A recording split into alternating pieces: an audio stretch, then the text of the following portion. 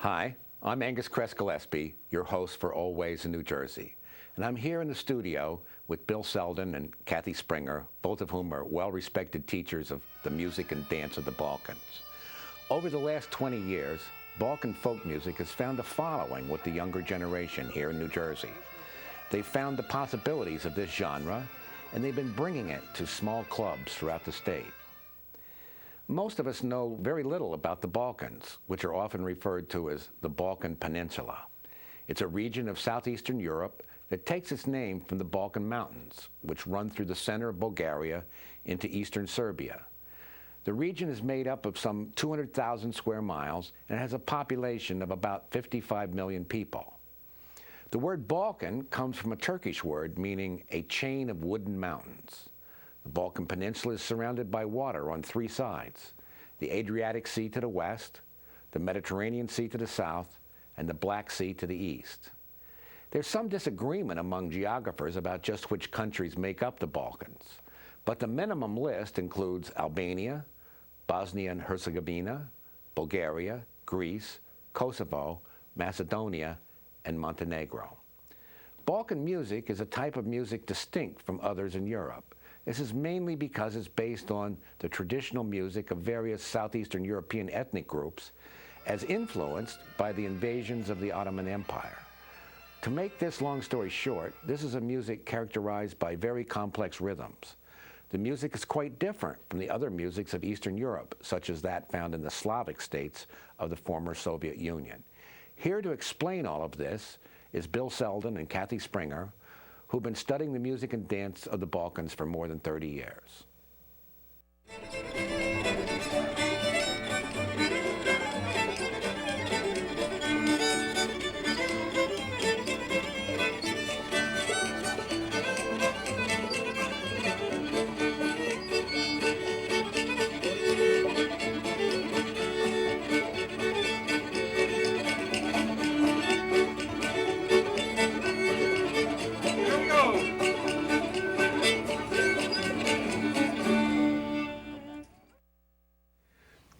Bill, what genre of music do you consider your work to be in? I would say Balkan, because it's not confined to just the borders of one particular country. In my learning about these cultures, that was all sort of lumped together in what's called international folk dancing, for lack of a better catch-all phrase. So it's mostly southeastern Europe, but you get down into Turkey and occasionally up a little bit further north. What are your major influences? Well, I think Bulgarian is the one that's the major influence. Bulgarian and the former Yugoslavia were quite important. I was in a dance troupe for about 5 or 6 years that was run by a dancer from one of the national companies of Yugoslavia, back when that country existed. Yeah. And so that was a very heavy exposure to those sorts of things, that kind of music. We went on tour in Yugoslavia twice, and so that was important. And with the Bulgarian material, it's strongly allied to the former Yugoslavia, but it is quite different, and I really like it. Yeah. Cathie, how did you get involved with this Balkan folk dance business? I was totally accidental and backwards from most people's experience. I was an assistant at the Metropolitan Museum of Art in New York, and a show of Thracian gold treasures came from Bulgaria, an attempt to show the beautiful and rich history of that country.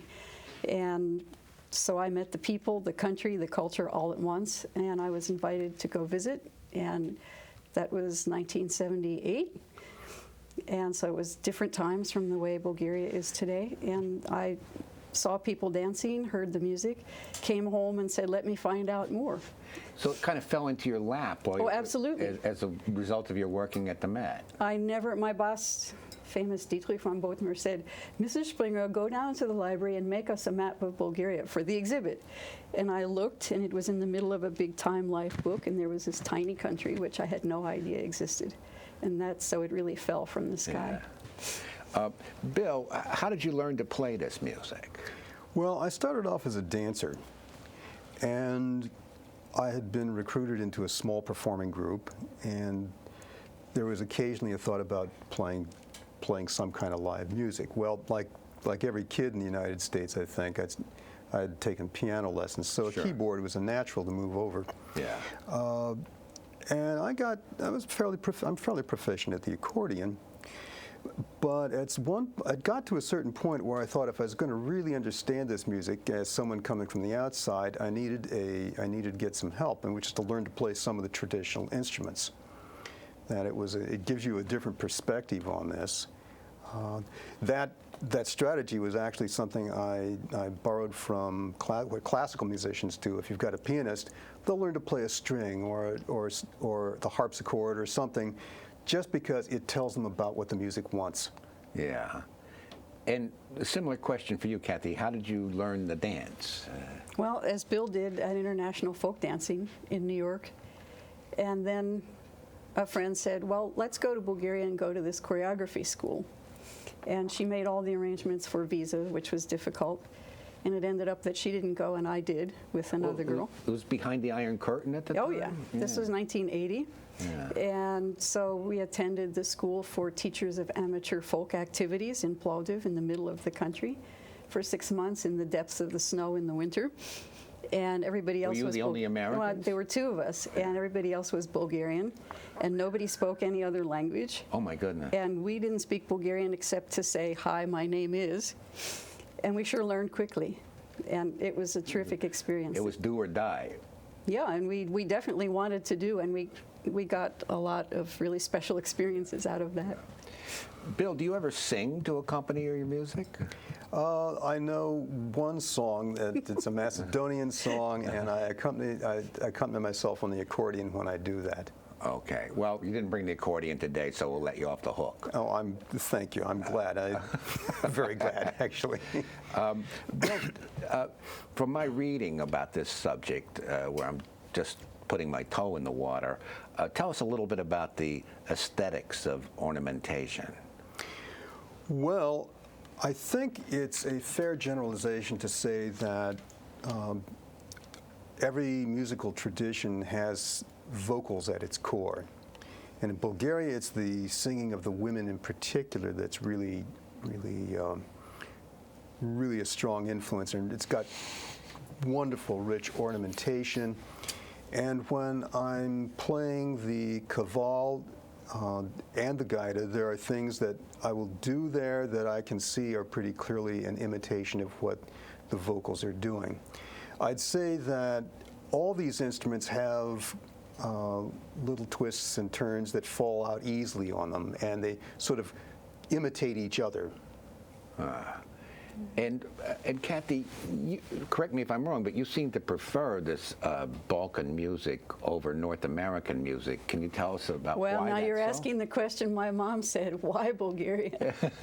What about good old English folk dance? Yeah. And I said, well, for a couple of reasons. One is the rhythms are really fascinating. Two is they involve a foreign language, which I love foreign languages. And they're just plain interesting to me. And I guess that's the short answer. Yeah. Well, as a follow-up, I understand you were very influenced by George Tomoff. No, Bill was. Bill was.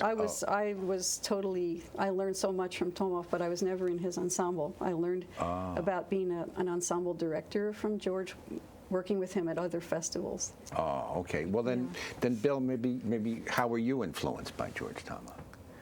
Well, George was a major performer in the national dance companies of Yugoslavia. Okay. And when he entered his career, he came to the United States, and among other things, he started this dance company, and of course, we're all Americans. I think there were 2 Serbs who were in it at one time, and maybe an occasional other real ethnic, but we're all Americans. And the artistry of the man's dance was astonishing, and you watch it, and you begin to pick things up. I remember in particular there was one dance that he did from an Albanian dance called Shota. It's a courting dance. And the young woman who did the woman's part she was very good, and she was very much a young woman and really attractive, and George was a fat old man. Well, He's looking at you, Bill. by the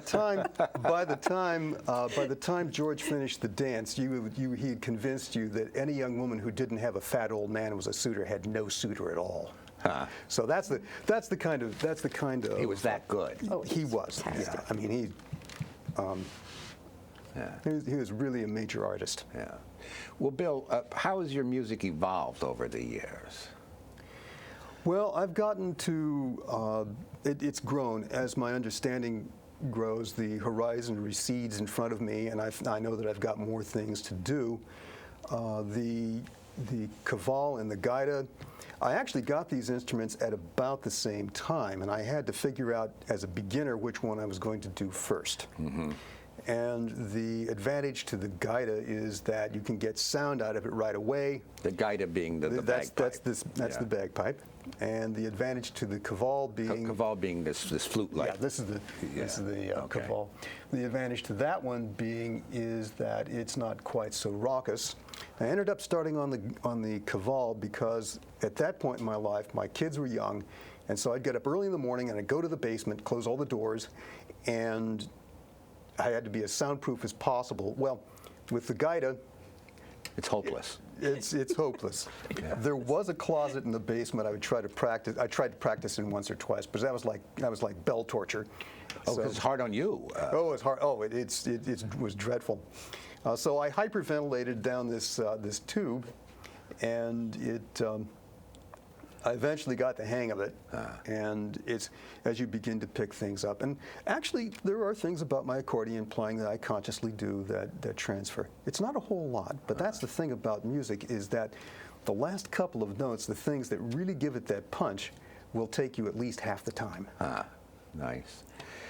Cathie, where have you performed in your dance career? Up and down the East Coast with our ensemble Busilek, which is based in New York and New Jersey.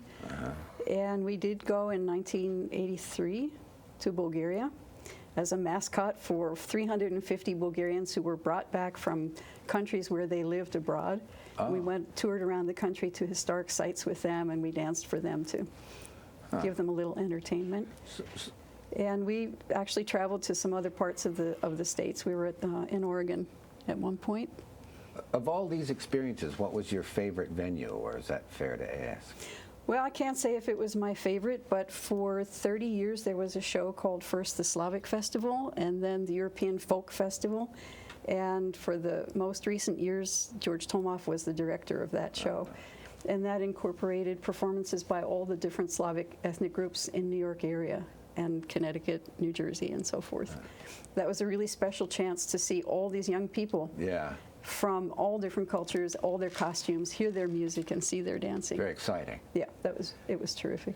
Well, we've been talking about this music, but I think maybe the time has come. Let's have some example. Let's start with the kaval. It's this one, right? That's right. Okay, Bill, can you give us just a short tune from the kaval?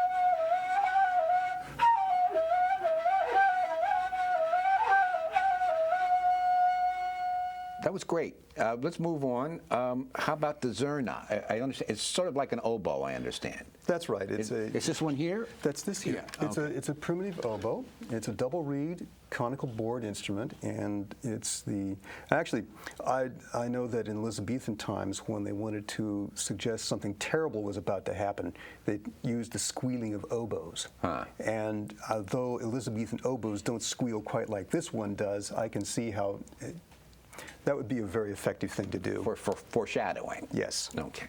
Okay. Let's do it. Okay.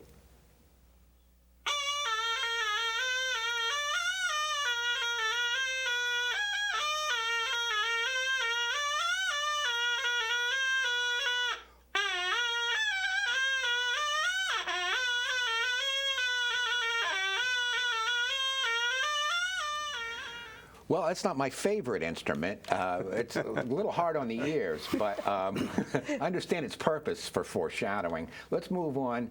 The gaita, it's this traditional goatskin bagpipe. That's right. Maybe explain a little bit about the anatomy of the bagpipe here. Sure. This is the chanter. And that's where you play the tune. That's right. That's where the fingers go, and all the magic happens down here. Okay. This is the drone. So it's similar to the Scottish bagpipe with the drone. It is similar. There's some real differences. I'd say that the Scottish pipe is probably a lot more refined than this thing is. Okay. In terms of you look at the craftsmanship on those things is fantastic. Then this is the blowpipe, and it's very simple, and it's a bagpipes are every European country has a bagpipe tradition, and I swear that in certain parts of southeastern Europe every valley has its individual bagpipe. But this is a Bulgarian pipe, and this is a high-pitched pipe. They play another kind of pipe that accompanies the singing of women. I don't have one of those, but this is the kind of pipe that people would dance to. And they even have a saying in Bulgaria that you can't have a wedding if you don't have a bagpipe. Huh. And I suspect the reason is this thing's got so much punch that you can play it outside, everyone can hear it, or if you play it inside, it can cut through the racket of the crowd. Ah, okay. Well, let's do it. Okay.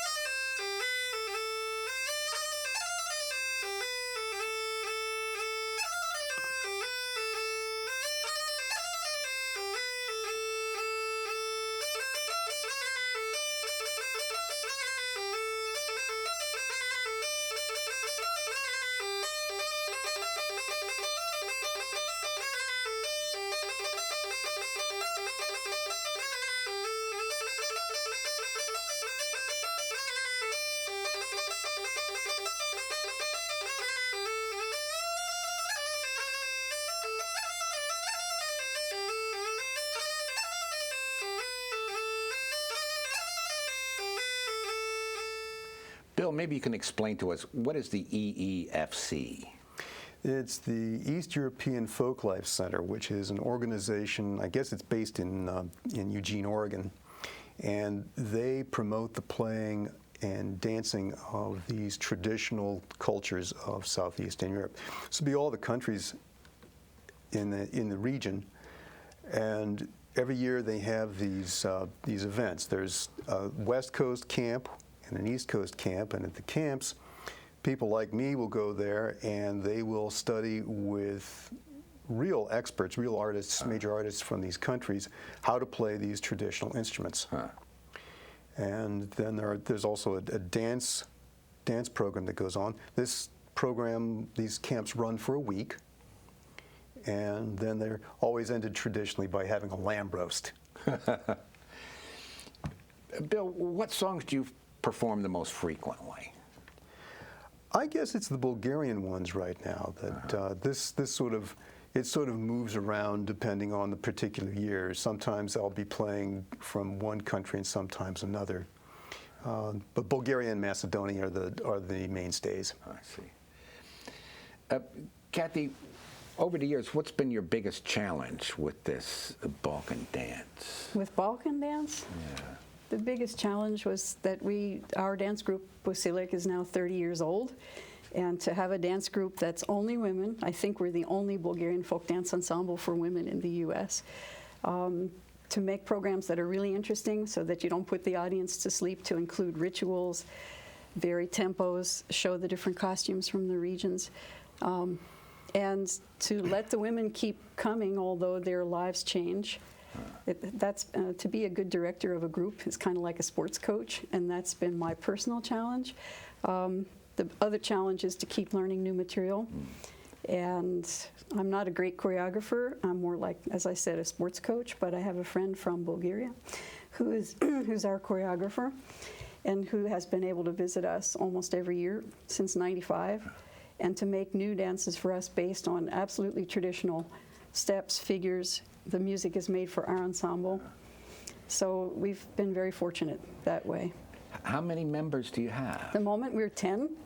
One of our members used to say we're like an accordion. Sometimes we're this size and sometimes we're like that.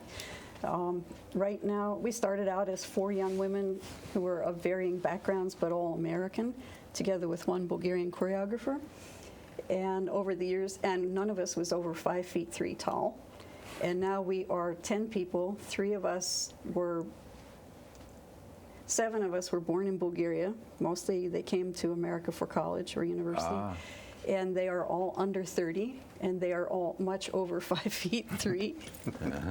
So things change, and we're very fortunate that people have been able to come here to study and have been interested in learning about things that they didn't know about from their grannies. And now they are so happy to send their grannies photos via Skype or email. I bet the grannies are happy. Oh, they can't believe it. Yeah. And to come to my house and prepare all the food for a party, making Bulgarian food in New Jersey or New York City for a whole lot of people who never tasted this food, it's a real thrill. How do you go about recruiting new members? Well, we used to have a member, Mickey Long, who passed away, and she was our chief recruiter. She was like any sports recruiter. She would go to folk dancing at camps and so forth. Like international? International dance camps or weekend events or Friday night dancing like at Princeton or Rutgers. And just say, get me on the phone the next day and say, next Friday you got to look at that one, and that one. And she was absolutely like a champ recruiter. Like a talent scout? Yes. Yeah. And recently, since we've got new Bulgarian women around, they've been hearing about the ensemble. Facebook doesn't hurt. Email doesn't hurt. So people are coming now and finally understanding that there is something going on in New York that they could be part of. How often do you rehearse? Every week. We rent a studio in New York for 2 hours. Believe me, these girls are working in Wall Street or in law firms. They're going to night school to get advanced degrees, and they're finding time to give up a night to come to rehearsal. It's amazing. Well, I imagine you can't rent a dance studio for nothing. How do you do the fundraising? Pay dues every month. So it's not like, that bad. It's $20. So it's self-financed in effect? Yeah, we have we're not affiliated with any other organization, any church group or social group or whatever. Well, can you charge for performances at various? Yes, but little by little, or in a major way, actually, most of the big festivals that were funded by government, large and small government organizations, have been lost. There used to be a wonderful folk festival out at Sandy Hook that doesn't exist anymore. Oh, that's right. and others. And so it's been really hard in recent years to find larger venues to go to where we can meet with other people from other cultures doing their folklore. So we perform for the Bulgarian community when they have a festival or a holiday. And we just go, keep on asking, would you like us to come? And what's the ultimate direction for your art, would you say? That's a hard question. I think right at this point, since we just had our 30th anniversary concert last Sunday night, it's to see what will happen next year. Okay. People ask us, well, why aren't there men in your group? And that's the biggest challenge right now. And also the Bulgarian community in New York and New Jersey would like us to start teaching their little kids. Oh, that would be nice. And one of our members told me last Monday night after rehearsal that she wants to take that on, so I feel I'm really excited about that. Well, Cathie and Bill, I appreciate your sharing your music and your art with us, and it's really been very enlightening. Thank you so much. Thank you, Angus. Thank you, Angus.